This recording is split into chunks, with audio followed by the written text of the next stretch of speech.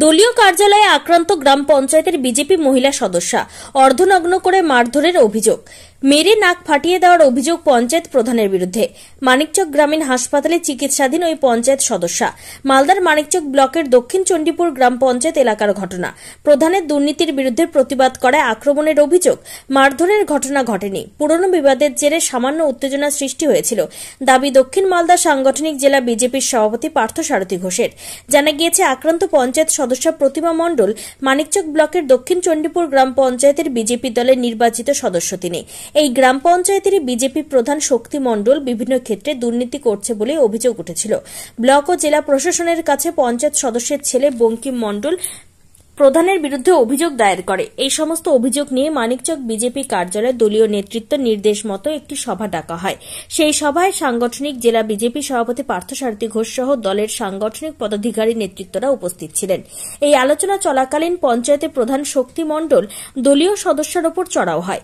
প্রধান সহ তার অনুগামী ফেকন মণ্ডল ও দীপঙ্কর মণ্ডল পঞ্চায়েত সদস্যকে বেধড়ক মারধর। মাকে মারধর করতে দেখে ছেলে বঙ্কিম মণ্ডল বাঁচাতে গেলে তার ওপর চড়াও হয় দলেরই প্রধান ও অনুগামী। কোনো ক্রমে আক্রান্ত পঞ্চায়েত সদস্যকে উদ্ধার করে মানিকচক গ্রামীণ হাসপাতালে ভর্তি করা হয়েছে, যদিও থানায় কোনো রকম অভিযোগ দায়ের করা হয়নি।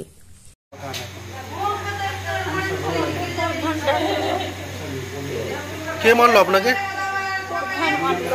কোন প্রধান?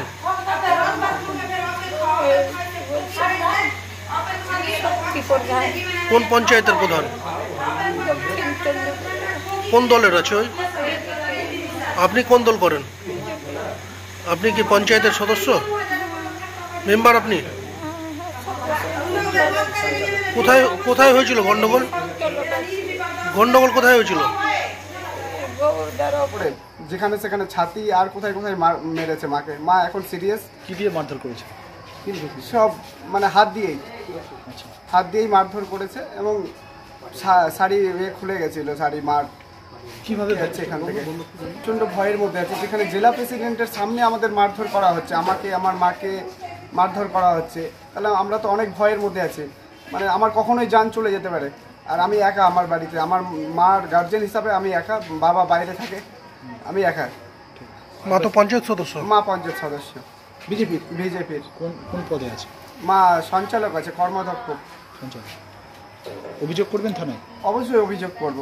এর আগেও অভিযোগ করেছি মার সাথে। এর আগে একটা আরও দুর্ঘটনা ঘটেছিল, যেটা উৎসবটোলার রাস্তায় মাকে ডেকে এনে দীপঙ্কর মণ্ডল, ফেকন মণ্ডল মিথ্যা মানে ভাওতা দিয়ে ডেকে একটা মিটিংয়ের বাহানায়, যেহেতু জেনারেল সেক্রেটারি আমাদের অঞ্চলের দীপঙ্কর মণ্ডল, উনি ডেকে বাজে ব্যবহার করেছিল, বন্দুক পিস্তুল দেখিয়ে। এর আগে ওটার নিয়েও আমি কমপ্লেন করেছিলাম। হ্যাঁ, তারপরে প্রধান এগুলো আমাদের ভয় দেখানোর জন্য আমাকে মিথ্যা মামলাও দিয়েছিল। আজকে যেটা আমি বেল হয়ে আসলাম মালদা থেকে। কেন মারধর? এই তো আমরা একটা দুর্নীতির বিরুদ্ধে কমপ্লেনটা করেছি, আমিও করেছি। মানে দুর্নীতির বিরুদ্ধে কমপ্লেন করা যাবে না? না, ওরা চাইছে দুর্নীতির বিরুদ্ধে, আমাকে হুমকি দিচ্ছে, তোমাকে উঠিয়ে নেবো। পুলিশ কি সাহায্য করছে ওদের? পুলিশ সাহায্য করছে, নাহলে এত কিছু হচ্ছে কেন? মিথ্যা মামলা যে দিচ্ছে আপনাদের নামে, আমাদের নামে মিথ্যা মামলা দিচ্ছে। আমরা তো এর আগে পঞ্চায়েতের ডেপুটেশন দিতে গেছি, ডেপুটেশন দেওয়ার তো ক্ষমতা একটা সাধারণ মানুষেরও আছে। আমরা ডেপুটেশন দিতে গিয়ে আমাদের মিথ্যা মামলা দেয় প্রধান, ধামা চাপা দেওয়ার জন্য। এগুলো বিজেপির প্রধান, আপনারাও বিজেপি করেন, তো কি জন্য? এই কি শুধু এই কারণ না অন্য কোনো কারণও আছে? অনেক কারণ আছে, এর মধ্যে র্যাকেট জড়িয়ে আছে একটা। ফেকন মণ্ডল আজ থেকে না 15 বছর ধরে এই র্যাকেটটা চালাচ্ছে। শিক্ষা প্রধানের আমল থেকে এ করছে প্রধানের, লুটেপুটে খাচ্ছে। হ্যাঁ, লুটেপুটে খাচ্ছে। 11,329 টাকা করে বিল করেছে, এক টুলিও মাটি ফেলেনি কোনো রাস্তায়। লুটরাট চালাতে কি এইসব কর্মকাণ্ড? মানে যেহেতু লুটরাট চালাতে তোমাদের বাধা হয়ে দাঁড়াচ্ছ তোমরা? হ্যাঁ, আমরা বাধা হয়ে দাঁড়ালে আমাদের উপর চড়াও করছে, ওরা মারতে চাইছে, উঠিয়ে নেবো তোদের। ওটা তেমন কোনো ঘটনা ঘটেনি, ওটা একটা নিজেদের মধ্যে কিছু বিবাদ ছিল বেশ কিছু অনেক দিন আগে থেকে, তো ওটা নিয়ে বসা হয়েছে। বসাতে যেটা হয়, আবার বিভিন্ন অভিযোগ প্রত্যাভিযোগ এর ফলে নিজেদের মধ্যে একটা ঝগড়া হয়, আর তার জন্য ওটাকে স্থগিত হয়ে গেছে। এটাই, আবার বসা হবে না, সেটা মিথ্যা ঘটনা হচ্ছে। মারধরের কিছু নেই। হয়তো যে অভিযোগ করছে সে ব্যাপারটা ও তার যারা ওর এগেনস্টে আছে তাদের প্রতি মানে চাপ সৃষ্টি করার জন্য এই ধরনের অভিযোগ করছে। ব্যবস্থা নেওয়ার মতো এখন কিছুই হয়নি। আবার একটা মীমাংসাতে বসা হয়েছিল, আবার যেটা আমি উঠে আসার আগে বলেছি যে ওটা আবার 4-5 দিন পর আবার বসলো। তো নিজেদের দলগত ব্যাপার আছে, তো এবার দলগত ভাবেই সেটা মিটে যাবে। দক্ষিণ চণ্ডীপুর গ্রাম পঞ্চায়েতের বিভিন্ন কাজ নিয়ে মেম্বারদের মধ্যে একটা ব্যক্তিগত সমস্যা চলছে, দলীয়গত কোনো সমস্যা নেই। আজকে সেটাকে নিয়ে বসা হয়েছিল তাদের মধ্যে এবং আলোচনা সাপেক্ষে তাদের মধ্যে কথা কাটাকাটি হয়।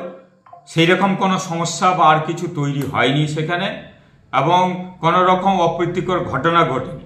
একটা বড় দলের সমস্যা থাকতেই পারে, যেহেতু সর্বভারতীয় একটা বৃহত্তর দল বিজেপি পার্টি, এবং এটা সমস্যা থাকতে পারে, এটা ব্যক্তিগত সমস্যা আছে, দলে বসেই পরবর্তীতে সেই সমস্যার সমাধান হয়ে যাবে। আর তাদের একটা ব্যক্তিগত মেম্বারদের মধ্যে একটা রেষারেষি চলছে, ওদের দলীয়গত এটা হস্তক্ষেপ করা হয়েছে, দলে বসে এর সমস্যার সমাধান হয়ে যাবে।